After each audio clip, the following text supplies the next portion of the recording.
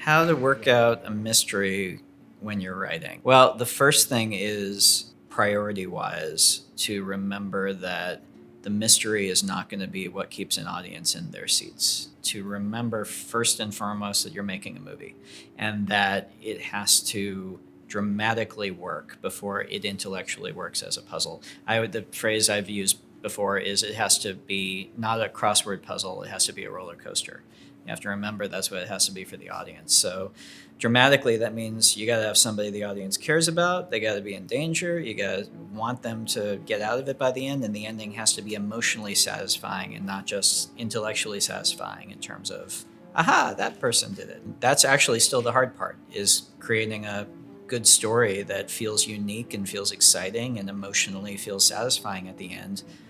Infinitely harder than figuring out a mystery and planting clues and kind of making that whole thing work. It's still the toughest thing to just tell a story that is going to get audiences excited to watch the movie, hopefully even after they know the solution. We think the film is funny. When we made the film, we thought the film was funny, but you never know. People don't get the gag. It can fall flat. Thankfully, people do find it funny, so that's good news.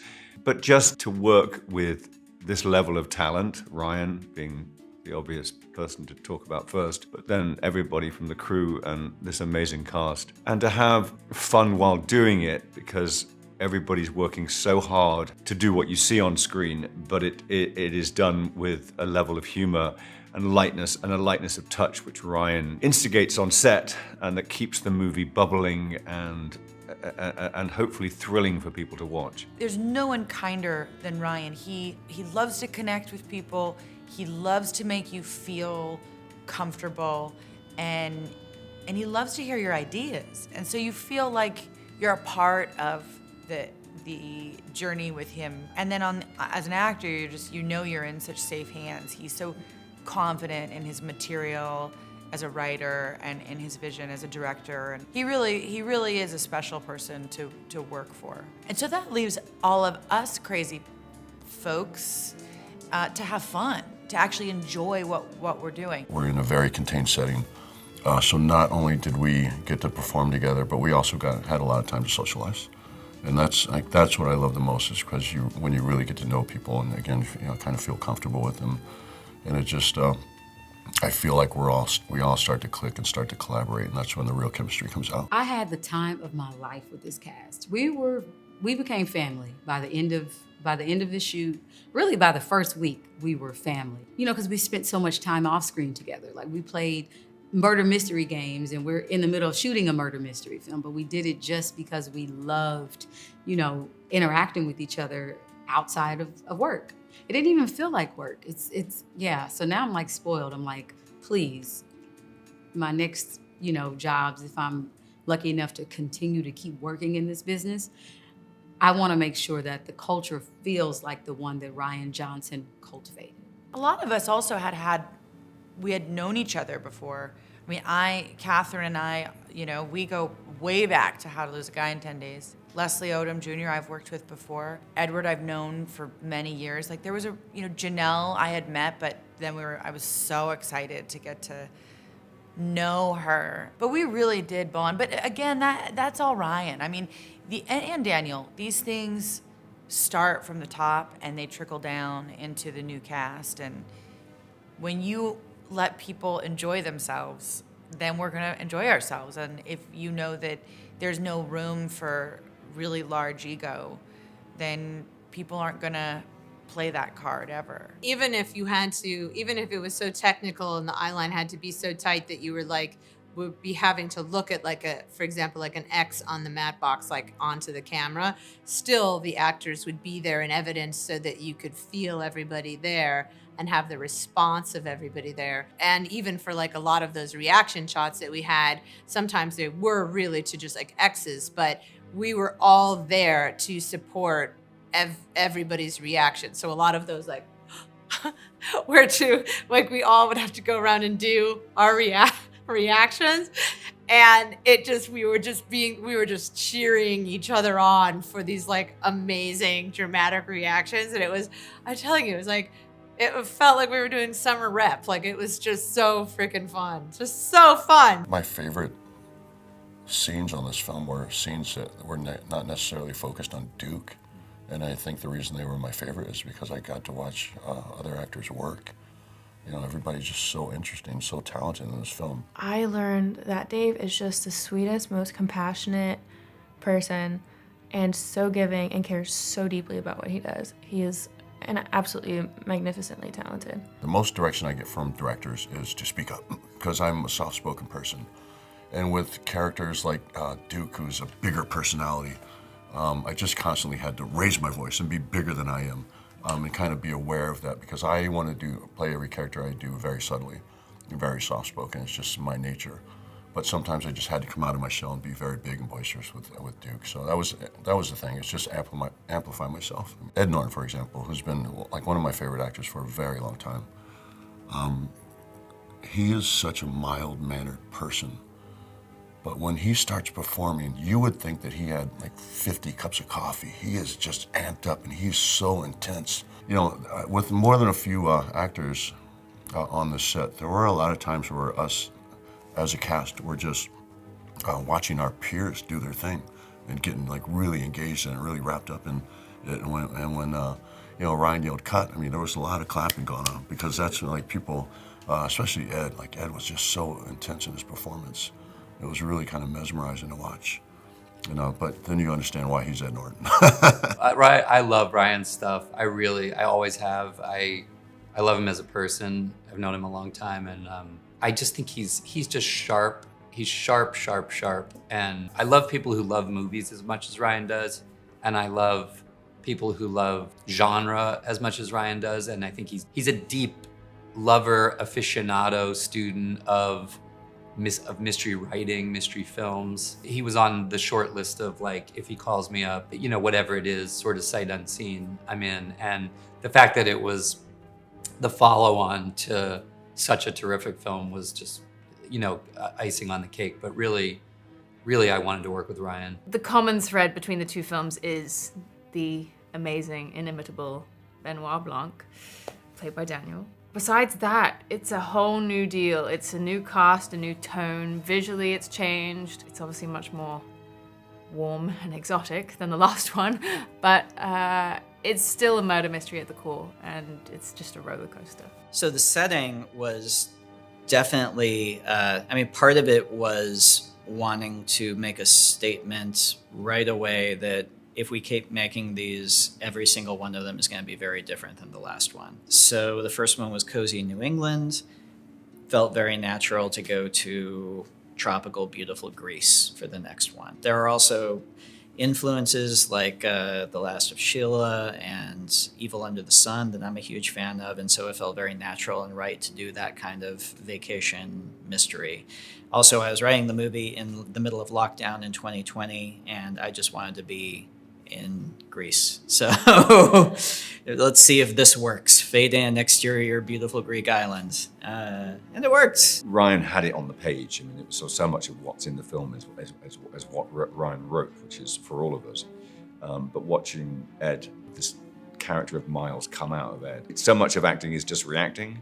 And for me, that, again, you know, with Ed being so great and wonderful at what he does, it was a sort of easy job for me to sort of just bounce off him. The thing that delighted me the most was that within a totally entertaining piece, he chose, the things he chose to stick a fork in a little bit are absolutely perfect for the moment that we're in. And I've always liked anything that has a feeling for the zeitgeist, for the moment that you're living in, because I think one of the things people get most out of going to the movies is seeing things reflected where they see themselves within it, right? Or their own time, or their whatever. It adds a certain, even in comedy, even in, you know, a mystery, I think if people can feel that it's of their moment, then it has a certain special zest to it. The title, Glass Onion, when you see the film, you'll see it's got many different connections to it. There's a literal connection in terms of it being the name of this bar that the characters all hung out at. It's then years later, Miles Braun builds his kind of like glass castle on this remote island and calls it the glass onion. And it's also something that, because Benoit Blanc loves his overwrought metaphors, it's something he grabs onto and beats to death. There's a couple of double bluffs that Rian puts into the film. As I just said, he sort of turns the tables, literally turns the table over on the direction the movie's going. So that sort of, the first one is very much about sort of the fun of, it's a tricky one. It's like Benoit he's exposing someone, but he's trying not to be cruel. He's trying not to be hurtful, yet he's being serious. And it's a sort of tricky line to walk, to try and kind of get that feeling of that, he's one of his things is that he appears to be sort of bumbling and, not really on it, but he is. And that's always fun to play around with. The clothes for me were so important, and working with Jenny and collaborating with her and the team was also really wonderful, because Jenny is a great collaborator and also has great style and knew this character up and down. I feel like our first fitting, I picked all the outfits that I was going to do for the film.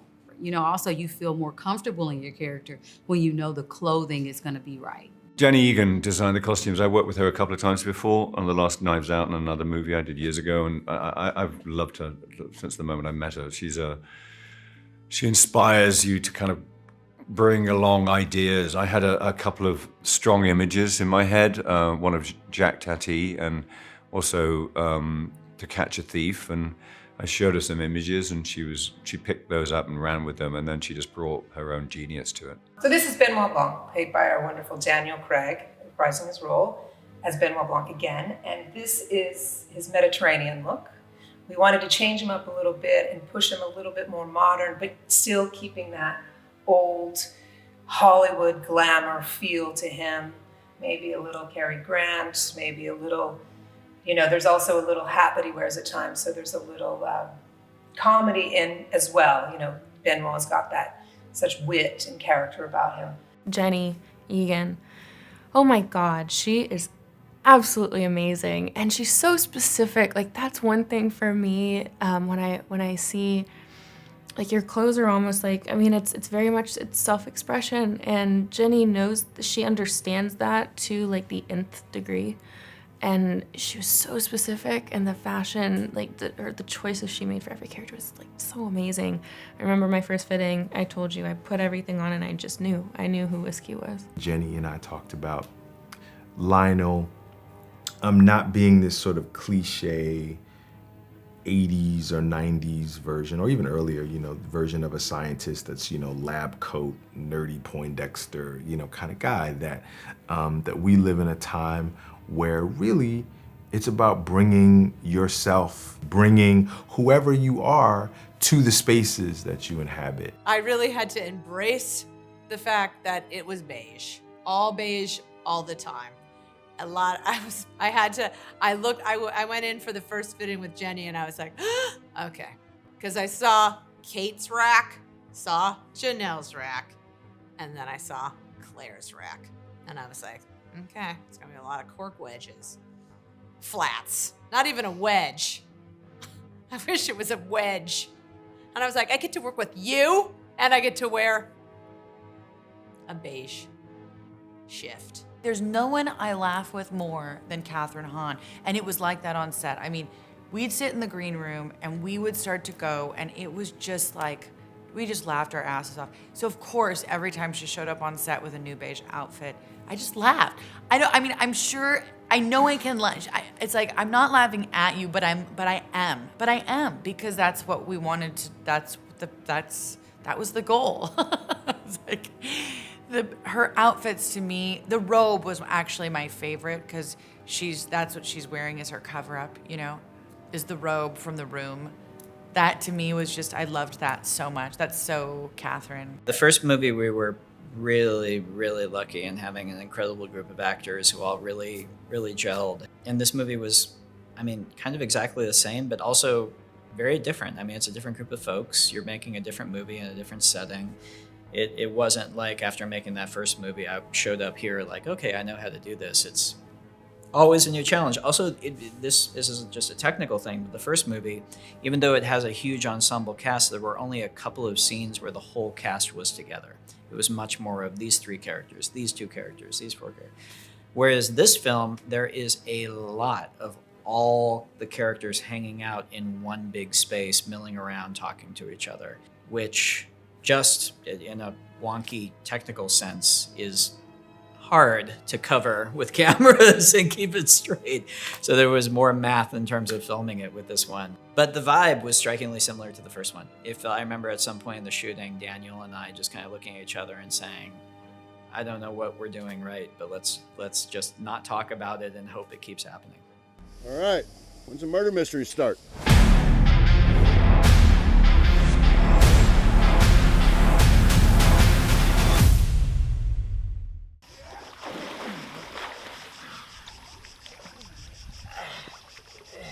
Really, Duke?